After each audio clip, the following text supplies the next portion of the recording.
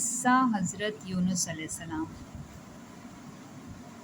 دریائے فرات کے کنارے ایک بستی آباد تھی جس کا نام نینوا تھا۔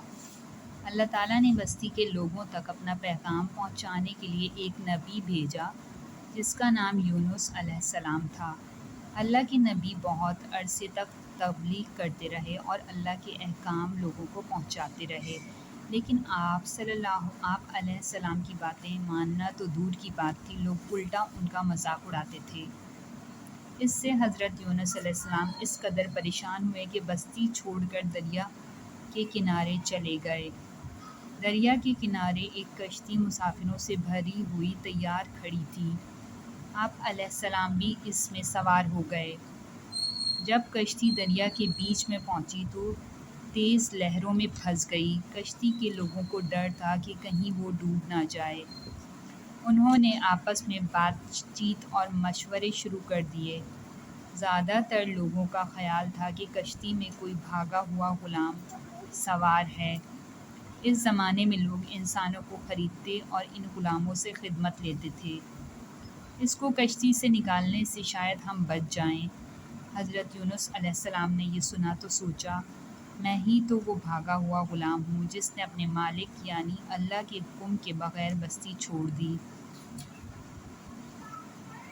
آپ علیہ السلام نے کشتی والوں کو یہ بات بتائی اور کہا، تم لوگ مجھے کشتی سے نکال دو، اس طرح شاید تمہاری کشتی بچ جائے۔ کشتی والوں نے کہا، نہیں، ایسا کیسے ہو سکتا ہے، ہم آپ کو کیسے پھینک دیں؟ کچھ لوگوں نے مشورہ دیا کہ قرا ڈالتے ہیں، جس کا نام نکلے اسے دریا میں ڈال دیں گے۔ قرا ڈالا گیا، اس میں حضرت یونس علیہ السلام کا نام نکلا۔ سب نے ان کے نورانی چہرے کو دیکھا اور کہا، نہیں، دوبارہ قرا ڈالو۔ لیکن ایک مرتبہ پھر حضرت یونس علیہ السلام ہی کا نام نکلا۔ تیسری بار لوگوں نے قرا ڈالا تو پھر حضرت یونس علیہ السلام ہی کا نام نکلا۔ آخر کار نہ چاہتے ہوئے بھی لوگوں نے حضرت یونس علیہ السلام کو دریا کے حوالے کر دیا۔ جیسے ہی آپ علیہ السلام پانی میں گرے، ایک بہت بڑی مچھلی نے انہیں نگل لیا۔ حضرت یونس علیہ السلام نے محسوس کیا کہ وہ مچھلی کے پیٹ میں ہیں اور زندہ ہیں۔ آپ علیہ السلام مچھلی کے پیٹ میں کئی دن رہے۔ انہوں نے اپنے رب سے بے انتہا شرمندگی کا اظہار کیا اور معافی مانگی۔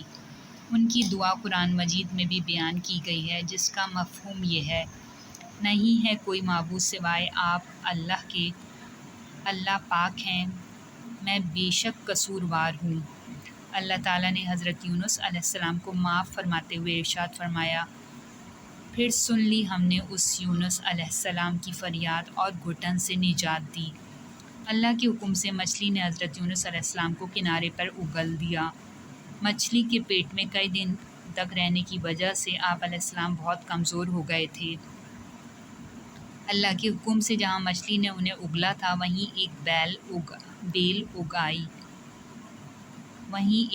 اگ آئی جس کے پھل کھا کر آپ علیہ السلام کچھ ہی دنوں میں تندرست ہو گئے۔ ادھر بستی کے لوگ حضرت یونس علیہ السلام کے ناراض ہو کر چلے جانے سے بہت شرمندہ تھے۔